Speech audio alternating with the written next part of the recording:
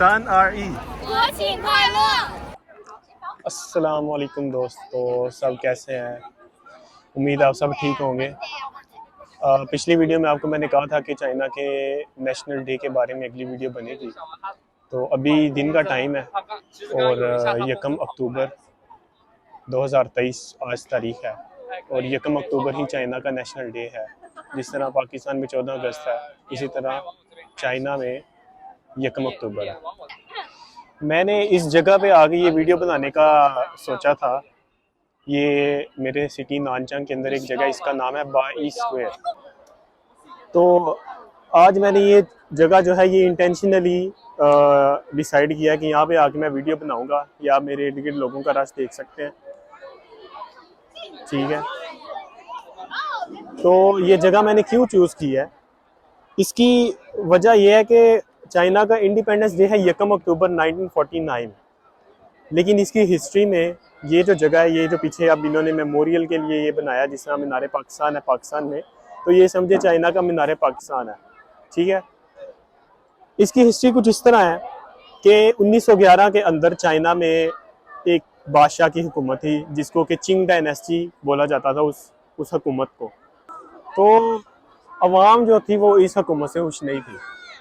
उन्होंने क्या किया, उन्होंने अवाम ने, आर्मी ने, सब ने मिल के तो इस गवर्नमेंट के खिलाफ, जो गवर्नमेंट नहीं थी बादशाहत थी, उसके खिलाफ तो उन्होंने जो है ना वो आवाज़ उठाई, उसके खिलाफ वो लड़े। तो उनका जो हुक्मरान था ना वो खुद ही अपने ओहदे से दस्तबरदार हो गया और उसने एक प्राइम मिनिस्टर मुकर्रर कर दिया। इसी तरह चाइना जो है वो चिंग डायनेस्टी से रिपब्लिक ऑफ चाइना बन गया 1911 में, ठीक है, जिसकी के फॉर्मल डिक्लेरेशन 1912 में की गई थी। तो उसके बाद चाइना के अंदर नेशनलिस्ट ये एक पार्टी बन गई, ठीक है, यानी कि एक ग्रुप बन गया नेशनलिस्ट का, जिन्होंने कि चाइना के ऊपर ये हुकूमत की हुई थी। और रिपब्लिक ऑफ चाइना तब ये कहलाता था। उसके बाद आहिस्ता आहिस्ता इन्होंने भी हालात खराब करने शुरू कर दिए, ठीक है, करप्ट थे लोग, बुरे हालात में रह रहे थे। अब ऐसा हुआ कि ये जो नेशनलिस्ट की गवर्नमेंट थी ना, ये अवाम को पसंद नहीं आई ये भी।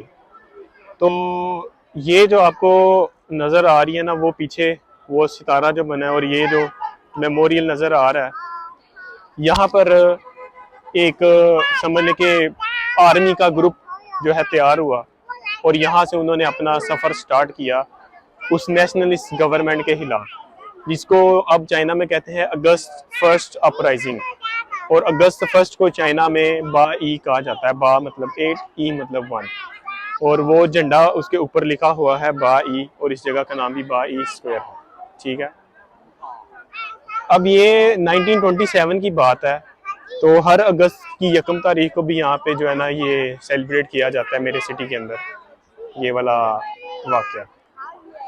उसके बाद क्या हुआ जी, एक नई पार्टी बनी चाइना की। अभी जो गवर्नमेंट है ना वो इसी आर्मी को, ये जो यहाँ से आर्मी स्टार्ट हुई थी ना नानचांग से, वही आर्मी अब चाइना की ऑफिशियल आर्मी है, ठीक है, जिसको कि पीपल्स लिबरेशन आर्मी कहा जाता है। अब ये जो पीपल्स लिबरेशन आर्मी उठी 1927 में और वहाँ पे गवर्नमेंट थी नेशनलिस्ट की, ये अब आपस में लड़ते रहते थे, सिविल वार चलती रही चाइना में, ठीक है। ये तकरीबन 1911 से चल रही थी हल्की फुल्की, लेकिन 1927 के बाद ज़्यादा हो गई। अब ये आपस में लड़ रहे थे चाइनीज़ पीपल्स, उसके नेशनलिस्ट पार्टी वाले और कम्युनिस्ट पार्टी वाले, ठीक है। तो ऐसा हुआ कि जापान ने 1937 के बाद ना इनके ऊपर हमला कर दिया। 1930s में वैसे वो स्टार्ट हो गए थे, स्टार्ट भी। तो जापान के अंदर भी तब बादशाहत थी, उसने जो उनका बादशाह था ना, उसने चाइना के ऊपर हमला कर दिया। अब इन दोनों ने ना, नेशनलिस्ट ने और जो कम्युनिस्ट थी, इन्होंने सोचा कि यार अब बाहर का बंदा आ गया तो पहले अपने मसले दूर रखते हैं, पहले उससे मुकाबला करते हैं।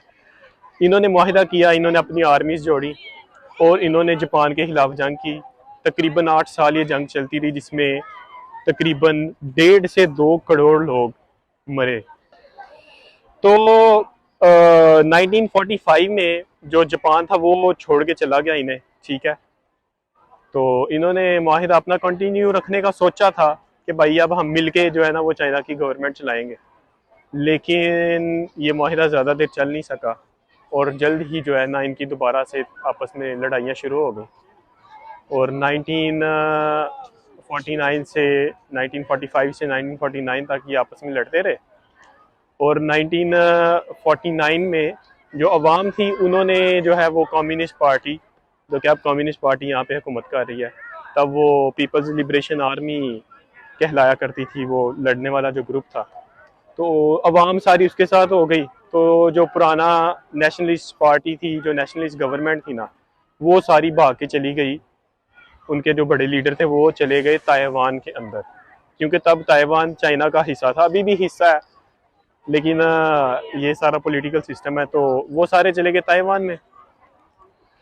अब वो जो नेशनलिस्ट की गवर्नमेंट थी ना, उसके पीछे अमेरिका की सपोर्ट थी, और ये अमेरिका खुद भी जो है ना वो इसको तस्लीम करता है। इसीलिए आज भी अमेरिका जो है वो ताइवान को कहता है कि भाई ताइवान जो है वो चाइना का हिस्सा नहीं है, ताइवान अलहदा है। चाइना कहता है नहीं, हमारा हिस्सा है। तो ये इनकी आपस में जो है ना वो बस चलती रहती है। तो 1969 तक जो है ना अमेरिका वो इस बात को क्लेम करता था कि असल चाइना ताइवान ही है, और जो मेनलैंड चाइना जिसे आज दुनिया चाइना कहती है, वो कहते थे ये जो है ये कम्युनिस्ट पार्टी का ऑक्यूपाइड चाइना है। असल चाइना जो है, लिबरेटेड चाइना, वो ताइवान ही है। लेकिन उसके बाद शायद उनकी सोच चेंज हो गई, उन्हें पता लग गया कि चाइना जो है वो कोई छोटी मोटी चीज़ नहीं है। तो अब चाइना को सारी दुनिया मानती है। अब ये जो वीक है 1 अक्टूबर वाला, इस पूरे वीक में तकरीबन आज़ादी का दिन तो एक ही है, लेकिन ये पूरा वीक छुट्टियों का होता है। इसलिए इस वीक को चाइनीज़ लोग गोल्डन वीक कहते हैं। तो इस वीक में वो सारा जो है ना ये पूरा वीक ही इनकी सेलिब्रेशन चलती रहती हैं, घूमते फिरते हैं ये, और काफ़ी रश होता है। अभी मेट्रो से मैं आया हूँ, वहाँ पे भी जो है ना पहली दफ़ा मैंने इतना रश देखा है। आमतौर पे मेरे सिटी की जो मेट्रो है वो खाली पड़ी होती है। अब 1949 के अंदर जो नेशनलिस्ट पार्टी थी वो सारी यहाँ से भाग के चली गई ताइवान के अंदर।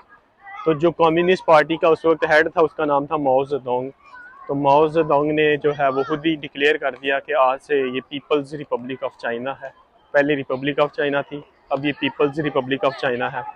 और इसकी आर्मी जो है वो पीपल्स लिबरेशन आर्मी है, जो कि इस जगह से स्टार्ट हुई थी, ठीक है। इस वजह से ये जो जगह है जहाँ मैं आज मौजूद हूँ, 22 स्क्वायर, ये बहुत ही एक ख़ास और मज़े की जगह है, ठीक है, कि हिस्टोरिकल जगह है चाइना की।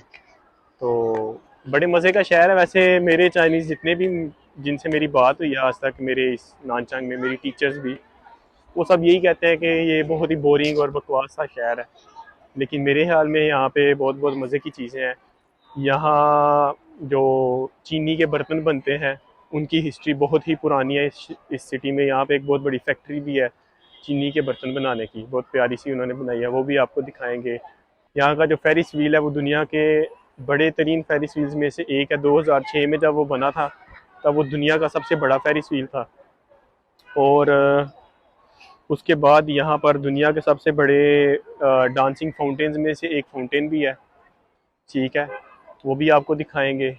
और ये 22 स्क्वायर भी है यहाँ पे, और भी बहुत कुछ है आपको इंशाल्लाह यहाँ पे आप दिखाते रहेंगे। देखते रहिए, सब्सक्राइब करें, लाइक करें और शेयर करें। अल्लाह हाफिज़।